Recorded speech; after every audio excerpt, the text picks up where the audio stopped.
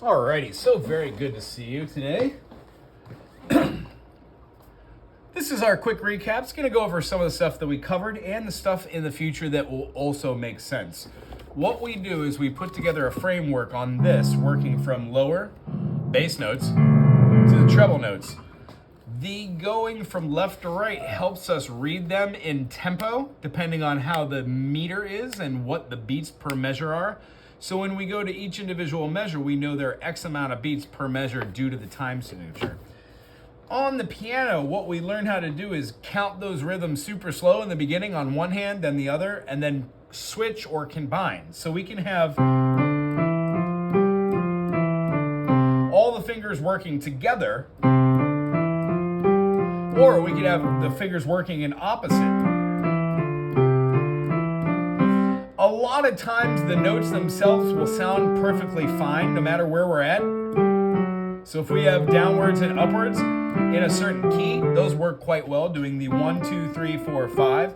But the takeaway is that the fingering process that we use will be the mechanisms by which we will use to solo or to improvise. Some people don't improvise and play strictly chords. Some people play all improvisation. Some people do only sight reading. Some people do only playing by ear.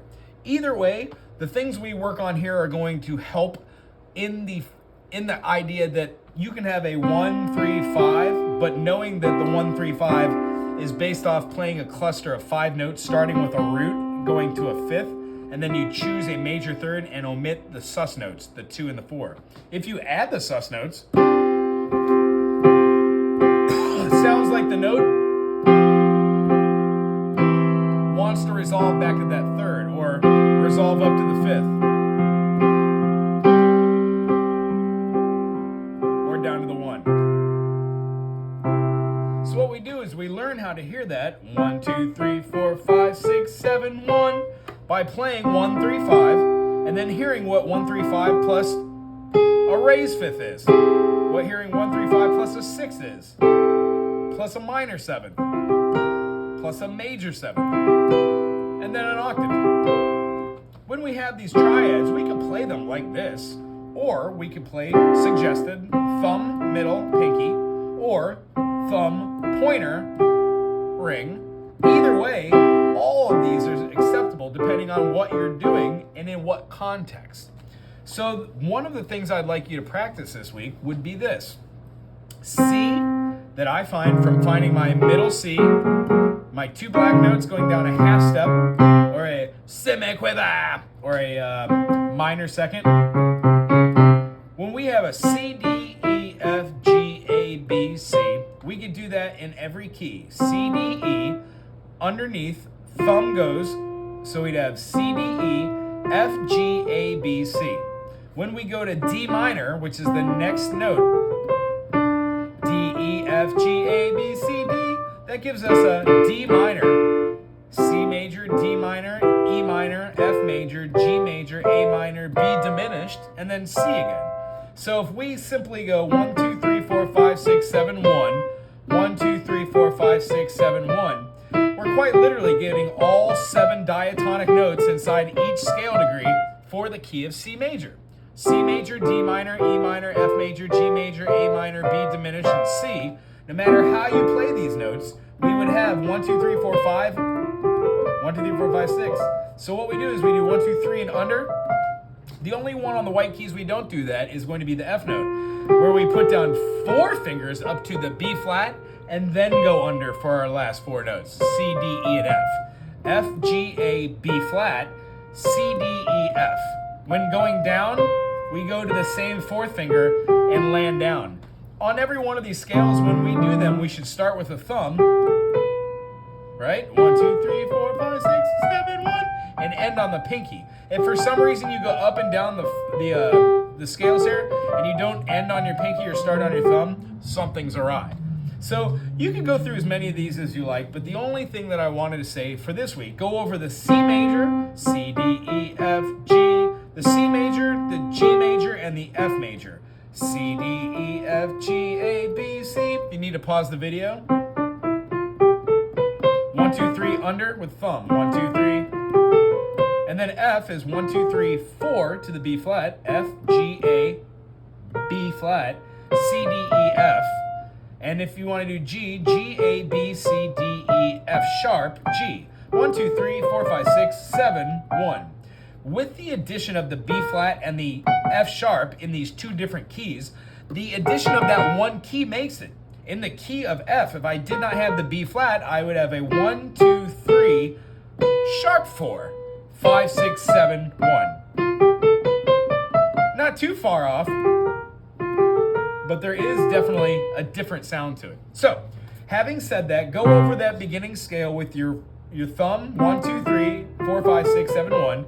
And then next week, we're going to talk about how when you play with the left hand, you do all 5 fingers and do a crossover. The feeling will be exclusive for the over and under, depending on where you're going. However, these scale exercises, by doing 1, 2, 3, letting this hand go 4, 5, and letting this hand go underneath for 4, 5, tends to breed this kind of movement. See how 1 does the over, and then 1 does the under. Over here, does the under. That's horrible phrasing. Over here. Under, over here. And then when I go down, see how my finger didn't go down to the C? That means I started it with the wrong note. Boom, that's the right fingering. So we're gonna go over the downwards on the left hand next week. And if you want to practice that too, but the idea is I don't want to create bad finger movements. So what we're gonna do is just the ups aforementioned. The next thing I'd like you to do is play a 1 at middle C, or C, 1, 2, 3, C4, C to G, 1, 5, and then play a 2, 4, which is a D to an F, then play a E, which is a third. So 1, 5, 2, 4, 3, not a 5, a 3. And then after you're done with the 3, play the 2 notes together that are your 2 and 4 finger, and then your 1 and your 5 finger for the harmony. So we've got a single note C, single note G, single note D, single note F, single note E, harmony D and F, and then a harmony 1 and 5. When we do this, we create dual mirror hands. As I said before, you can go 5, 1, 4 and 2, 3 again, harmonies. So they'd be opposite of each other, but they would still fit together. Sorry. What happens is we train the brain to go, but the important part is going from an individual notation and being able to move in different ways.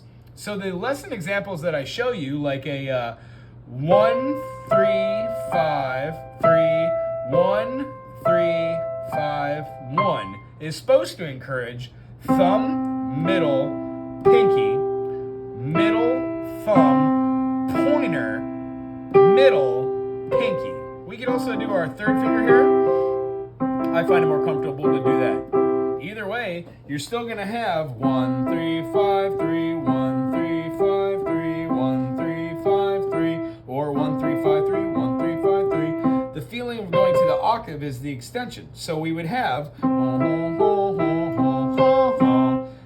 3, 5, 3, 1, 1, 1, 1, 3, 5, 3, 1, 1, 1. We could do this all the way up for our majors. 1, 3, 5, 3, 1, 1, 1.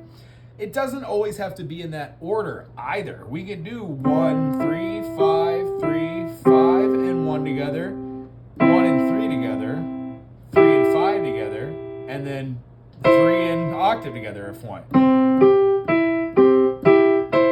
It doesn't really matter. And see where we're going with this?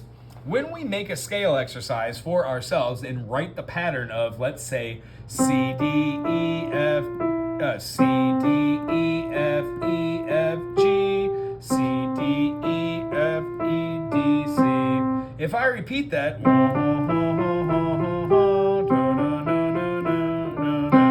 it becomes something to go for. If I count out 1, 2, 3, 4,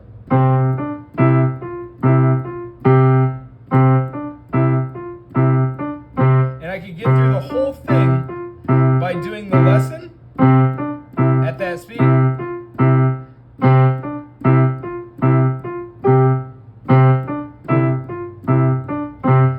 I can't do that, then I slow down. And then eventually,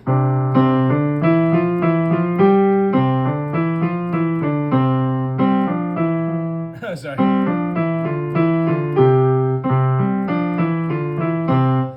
Forwards, backwards, left hand, right hands. These mechanisms are somewhat defined, and the things we're doing is we're talking about our major, our minor, 1 3 5, 1 flat 3 5, our diminished 1 flat 3 flat 5, and then eventually our augmented 1 3 natural 3 sharp 5. Each one of these has a specific place in music.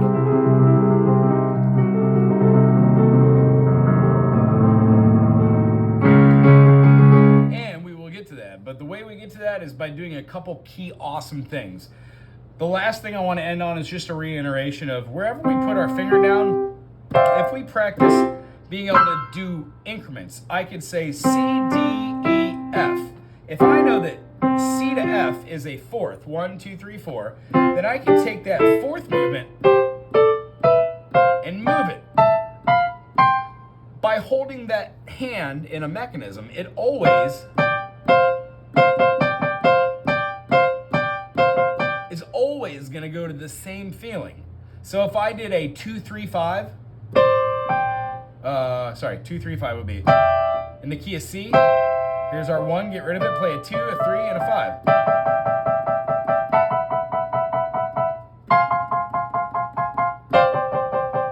We can move it around, but we learn how to do it in D major.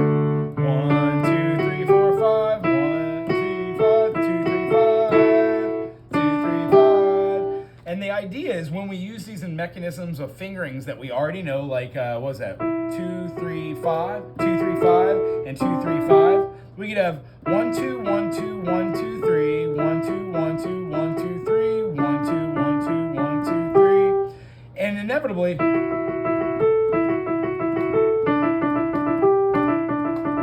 a finger exercise, just figuring out how to do those intervals, ends up being some sort of a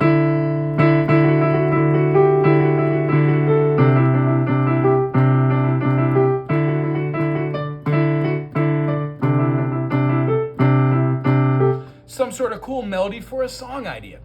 The other thing I want to say before we end the video that I don't want it to get lost is when I was talking about C is the 1, D is the 2, E is the 3, F is the 4, G is the 5. This changes when we go to different keys. If I went to the aforementioned F, C, D, E, F, I have to include that B flat. All the other notes are going to be white except for the B natural. It will be a B flat. Do, re, mi, fa, sol, la, ti, do.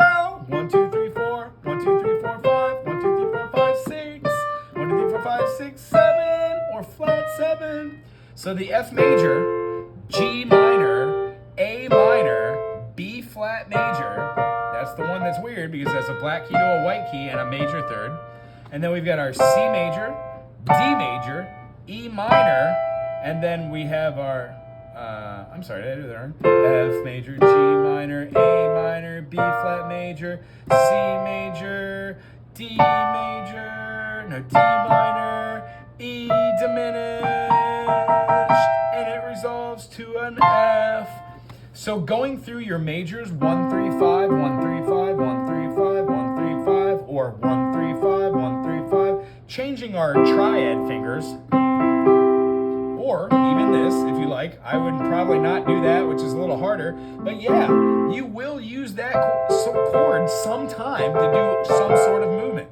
So to denote not playing that would be doing a disservice. And what we're going to do is we're going to correct it as it comes. There's a couple different caveats that you've seen me do, like playing a 1 2 3 4 5, a G, and then using the flat 3 and sliding it up to the natural 3. It makes a great tune. So we learn how to do like fun,